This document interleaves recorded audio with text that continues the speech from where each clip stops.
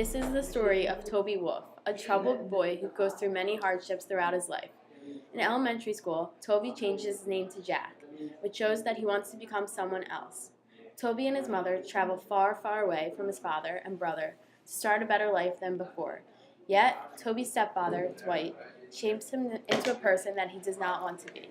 Dwight is a cruel and violent man, and he forces Jack to do things that he does not want to do. Jack is treated by Dwight in a violent behavior, and his life is changed in a negative aspect because of his relationship with his mother, Rosemary. Jack and his mother were constantly moving for a period of years, and the two had little money. Today, we have Toby Wolf and Dwight to speak out on their failed attempt to create the family that they never had. Please give an applause for Toby and Dwight.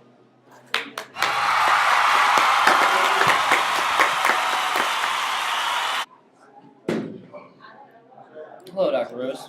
Hello, Dwight. Nice to meet you. How are you? Doing well, Dr. Rose. It's a pleasure to be here today.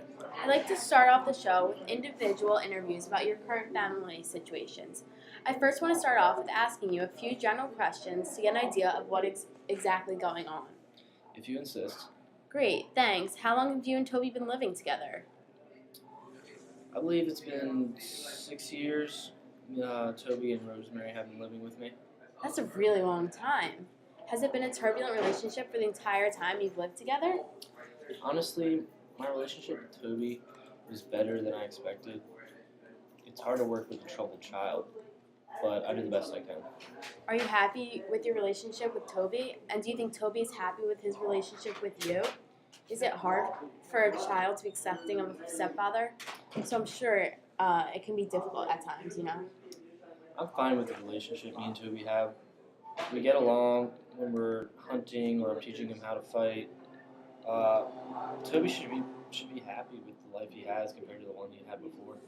Got it. Toby reported that you're very hard on him. Why are you so hard on him when he technically is not your own son? I don't mean to be hard on him. I just make sure that he's learning how to be a good person. Don't make me look like the enemy.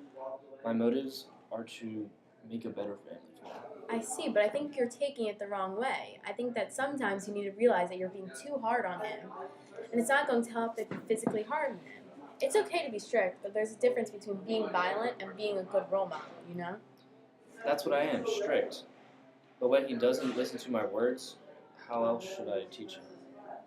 Pleasure to hear your story, Dwight. Now it is time to hear the other side. Toby, please step foot off stage. Hello, Dr. Rose.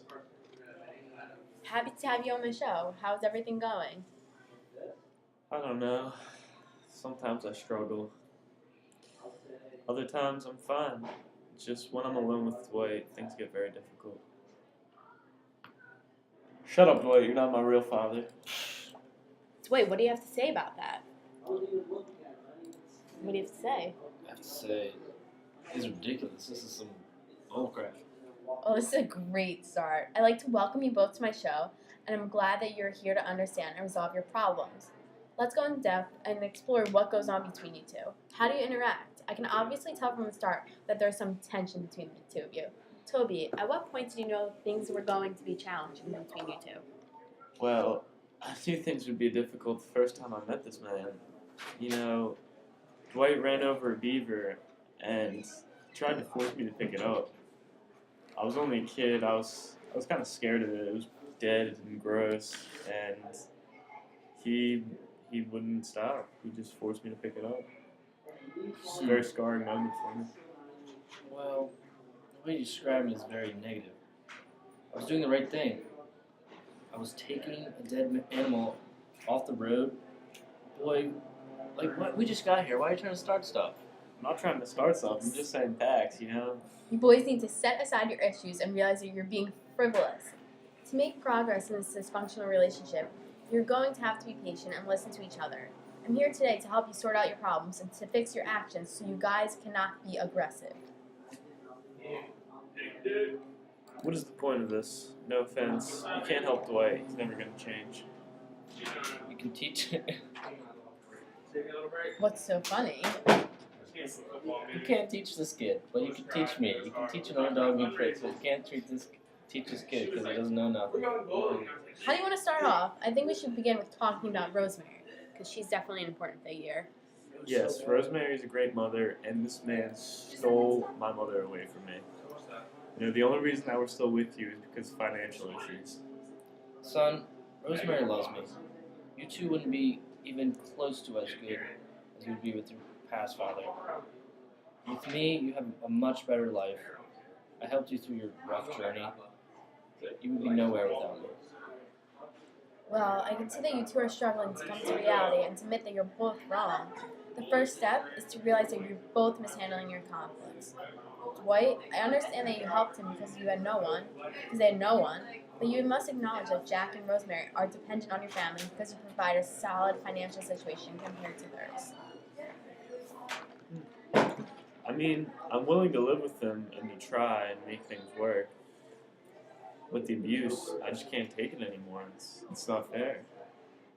I'm not abusing you. I'm trying to teach you a lesson. Oh, well, I don't want you to teach me lessons because you're not the man I want to be. I see that Jack expresses being hurt when you abuse him, either through words or even actions. Dwight, do you understand what Jack means? I don't really abuse Jack at all. Jack came from a bad lifestyle, and I need to be more strict with him, so he learns his lessons. You slapped me across the face because of a mustard jar. How's that teaching me a lesson?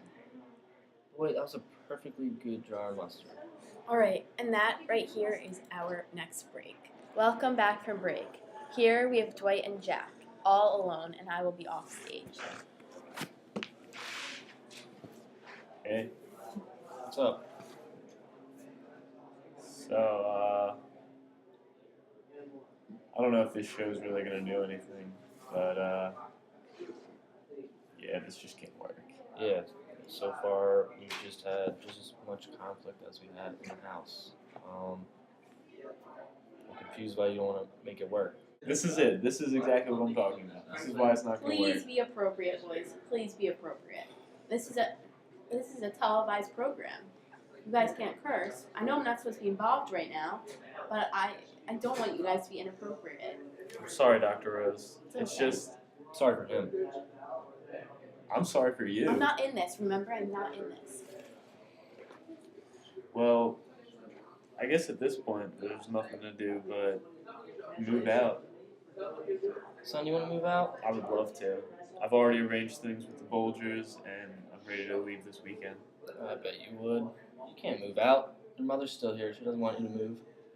Oh, she'll stay, but she's coming just as soon as she can. Rosemary told me she would never leave me. That night I took her into the woods and we talked about it. She said she would never leave me. It's because you threatened her. She I was just threatened her? scared. Yeah, you threatened her like you threatened me. What do you mean? You're an abusive person, and I just can't take it anymore, Dwight. Goodbye. So, how do you feel about your mother? Well, you know, she's a great lady, but I feel like Dwight gets the best of her sometimes, and you know, he tries to get the best of everyone. It's just not right. And what do you have to say about that? Rosemary is a great lady. Rosemary's a good mother and she wants to be with me. So you should follow her example and stay in this family. Do you consider her a good mother? She's definitely very caring, and I can feel her compassion towards me, but at the same time, I feel in a way betrayed that she's choosing Dwight over me. How do you think you can resolve your issues? Like, what do you think you guys can do? I mean, I think there's some potential in your relationship. Like, there's definitely something that you can do. Speaking as a doctor, I think that you can definitely resolve what's going on. Well, as a doctor, you can also notice that listening is an important piece to a healthy relationship. But I think that Jack is listening to you. I can't. You can't. I can't do it. I thought that you could. I can't do it anymore. You can't say I can't, because then you won't accomplish anything. I mean, I know that you don't necessarily like Dwight, and he's not necessarily like a good person, but just because you don't like him, it doesn't mean that you have to disobey him. You know what I mean? Although he is your stepfather, he should still have some right to control you, but not like overtake you? I don't know, Dr. Rose. I just need some help. I mean, this guy's just abusive. All I've done is help you. I don't know what you mean. He was there for you. I was there for you, yeah. He was there for me when he pushed me over after I got a piece of my finger chopped off. I landed on it, and you know what? I started sweating and having convulsions. Wow. Sounds like a win to me. All right. No name calling. See, Dr. Rose? Yeah, I get where you're coming from, but I just think that, you know, you're family. You gotta sort things out, and that's why I'm here today, and that's why you're here today. We need to discuss and realize that you're both wrong, and you just need to think about what you can do. And I think first thing you can do is just to hear each other out and realize that you can start over, and today is a brand new day. See, Dr. Rose, that's the thing, man. We're not a family. I'm not related to this man, and you know what? I'm glad that I'm not. Dwight, what do you have to say? I don't know. It's really a shame that when I try to have a family with Rosemary, that her son wants to ruin it all. That All right, I'm sorry, but it's a commercial break, and we will get back to you soon. Thank you so much for watching our show, The Rose Show. According to Parenthood from the University of Wisconsin, about half of the 60 million children under the age of 13 in this country are currently living with one biological parent and that parent's current partner. Nearly half of all women, not just mothers, are likely to live in a step-family relationship when we include living together families in our definition of the step-family.